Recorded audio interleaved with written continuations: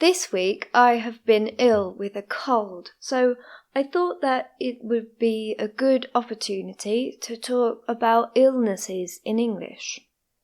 I have had a cold, which usually involves a runny or stuffy nose, a sore throat, and a cough. I have felt tired and I've had to spend a lot of time resting. I have been to the doctor's and she gave me a prescription. I took the prescription to the chemist's and they gave me the medicine that I had been prescribed. I was given some pills or tablets to take every 8 hours.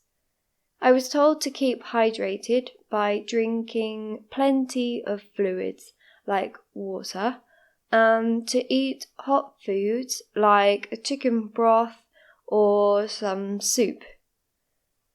I have followed my doctor's advice and after 5 days I'm starting to feel a little bit better. When you have a cold or the flu, which is more serious, you might have a headache. Some people also have a fever or a high temperature.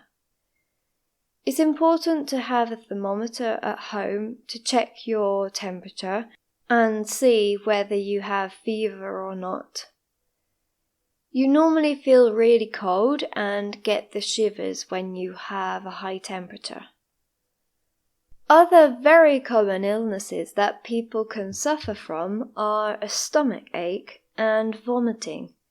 In the US, they also call vomiting puking, and in the UK, you can say being sick. You might wonder how we can tell the difference between being sick as in vomiting and being sick as in ill. For example, if I say that the child was sick on the floor, then it's obvious that the child vomited on the floor. But if you say, I'm sick today, then it means that you are ill. You can tell the difference by the context. Sometimes when you have a cold, you might have an earache, which is basically pain in your ears.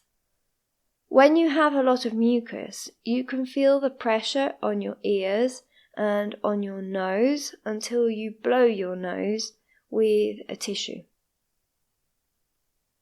If your teeth are growing or you have an infection, you might suffer from toothache. Toothache is such an awful type of pain. If you feel like you might need a tooth extracted or you need a filling, you must go to the dentist to have it checked out. Some people have issues with their gums, which is the pink tissue surrounding your teeth. If you spend too much time in the sun, you could suffer from sunburn. A rash, which is usually red, might appear on your skin. This is why you must always apply sunscreen when you spend time in the sun. People usually underestimate the skin damage that the sun rays can cause. When you are sunburnt, your skin will become itchy and the skin will start to peel and fall off after a few days. If you have an accident while walking or running around and you bump your leg or head, for example, on a hard object, you might get a bruise. Bruises can be red, purple, blue, or black. Children normally get a lot of bruises because when they are running around in the playground at school and they fall over or they bump their head on something, then they get bruises. If your accident is worse than just a small bump, you might break a bone or sprain one of your ligaments. People often twist their ankles, knees, or wrists in accidents, and they can sprain them. This is an injury that often requires proper treatment to heal correctly. If it is swollen, you must apply ice to the area to reduce the swelling. If it is a bad sprain, you might be advised to wear a cast to stop you from moving it. This healing process can take up to 6 weeks. In the UK, supermarkets and other shops are allowed to sell basic medicine like ibuprofen, paracetamol, cough mixtures, allergy tablets, etc. I know that in other countries this is not so common. In many other places in the world, you can only buy medicine at the chemist. You're not allowed to buy more than 2 packets at a time in England for safety reasons, but it is much more practical than going to the chemist every time you need some medicine. An over-the-counter drug is one that you can buy without a prescription from the doctor. However, if you require a special treatment or a specific drug, you have to show your prescription and order it so that it can be sent to that pharmacy. Interestingly, there is a prescription charge of £9.65 per item. So if your prescription has 3 drugs on it, you have to pay the prescription charge 3 times. No matter what you're prescribed, you will always pay that amount per item.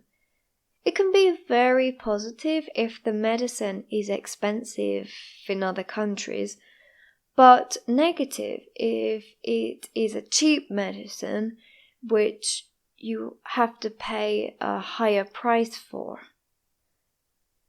People who are over 60 don't have to pay for prescriptions in this country.